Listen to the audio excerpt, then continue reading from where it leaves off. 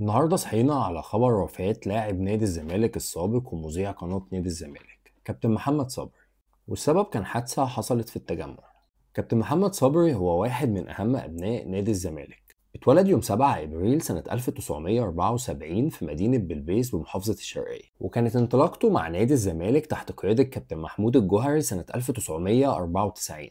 وبدأ مسيرة النجاح لما قدر يجيب جون في ماتش الأهلي والزمالك، وكان وقتها كابتن أحمد شوبير هو الجون بتاع النادي الأهلي واتلقب بلقب المدفعجي. وقدر يحقق مع نادي الزمالك 11 بطولة خلال مسيرته الاحترافية من سنة 1994 ولحد 2003. وبعدها مشي كابتن محمد صبري من نادي الزمالك وانضم لنادي كازما الكويتي اللي راح منه بعد كده لنادي الاتحاد السكندري، وأعلن اعتزاله سنة 2004 واتجه للإعلام الرياضي وبقى من أهم الوجوه في قناة نادي الزمالك. اتوفى كابتن محمد صبري يوم 14 نوفمبر سنة 2025 وهو عنده 51 سنة. ربنا يرحمه ويرحم جميع أموات المسلمين.